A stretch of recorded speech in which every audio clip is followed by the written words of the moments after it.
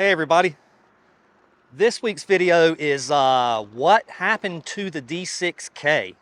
What happened to the D6K? If you'll give me a minute, I'll explain it. And how this model is kind of been influenced by John Deere.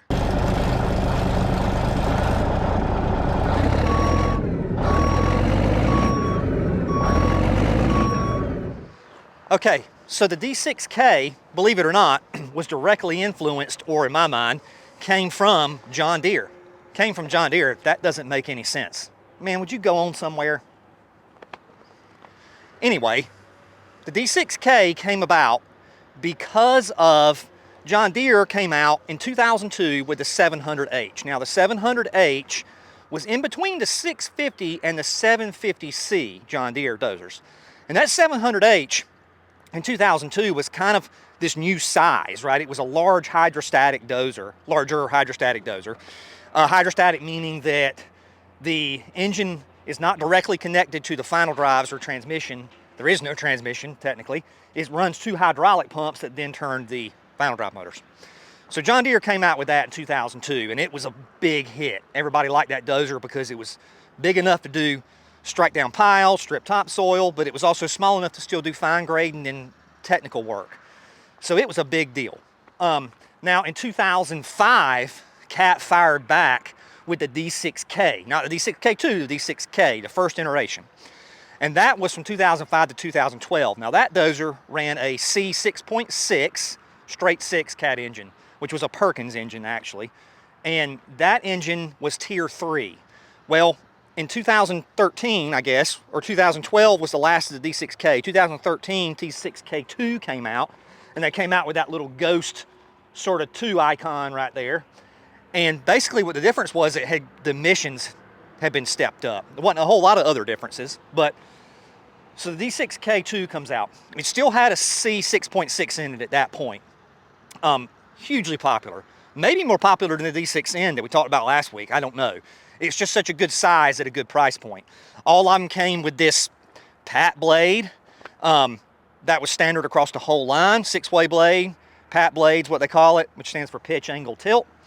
And then that model continued on. Well, at some point, the Tier 4 finals came out. DEF fluid became a thing. And that became the last iteration of the D6K2. So at that point, they went to a C4.4 4-cylinder engine. And that dozer was made until the end of the line in 2020. Now, real quick, a little tidbit. You can tell what engine's in your D6K2 from 100 yards away if you look at the exhaust pipe, and I'll show you why. If the exhaust stack is up at the front by the radiator up here like this, it's got the 4-cylinder in it. If the exhaust is kind of in the middle of the hood, more like where traditionally you think an exhaust would be, it's got the 6.6 6-cylinder. Don't ask me why. I don't know if it was something with the way the muffler was laid out or whatever. But when that smaller 4-cylinder went in there, that gave them a lot of room up here in the front of the radiator, between the radiator, and I'll show you that. There's a large gap in there, which comes into play later. So in 2020, the D6K2 is killed off, and it becomes the D4 when Cat went through their whole renumbering of all the dozers and the goofy new logo. It became the D4, which is really odd to me. It's almost hard to think about that it's a D4 now, but it's a D4. So they kind of redesigned it, but it's still kind of basically the same. The hood is sloped a lot more because of the lack of need for having that radiator so far forward, because it's not, this was built around a 6-cylinder, so now it's built around a 4-cylinder. They were able to push all this back and slope that hood, give you a little more visibility. But overall, the D6K, I guess, lives on as the D4, but it was such a popular machine, right? That had the wide tracks, the pat blade, operator comfort. It was really, really popular. So I'm gonna grab the camera and show you around it. And I guess it's not being made anymore, but some could say it lives on as the D4. So let's take a good look at this thing.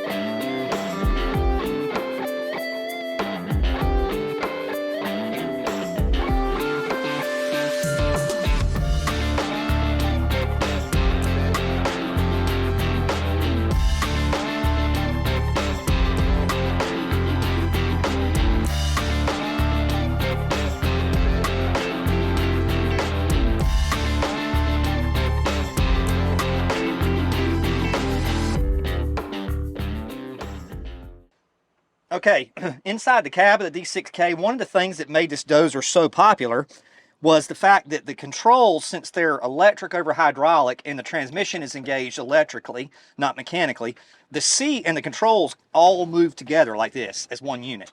So you're always in a nice ergonomic state. They go up and down together. The suspension seat, it all stays together. Unlike the in D6Ns and Ts where the controls are kind of rigid mounted and the seat moves independently. This all moves together as one unit.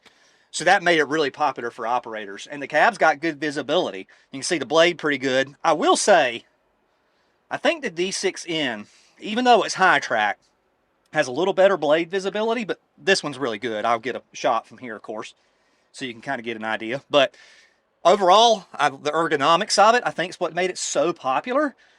It was such a nice machine for operators, and it was easy to fine grade with. It was easy to put GPS in because it had the nice electric over hydraulics, and the transmission was easy to work because really it's just forward, neutral, reverse, and then your transmission is infinitely variable through this little thumb wheel here on the controls that allow you to control the speed of the transmission forward and reverse independent from each other. You can have reverse a lot faster than forward, or forward a lot faster than reverse. So that was one of the things that make it real popular. So let's fire it up and we'll get a listen to that little 4-cylinder run, and I'll show you everything in here a little bit better.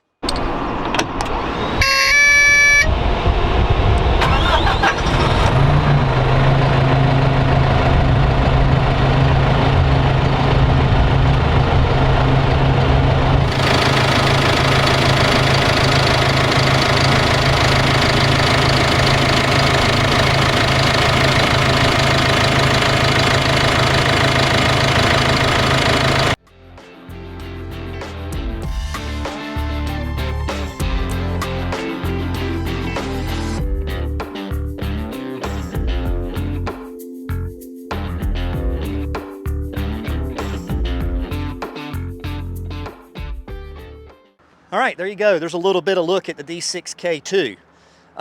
Again, this was kind of a new size class for Cat. That D5G was around, and then it went to the D6N, but it wasn't that middle ground of a big hydrostatic dozer, bigger hydrostatic dozer.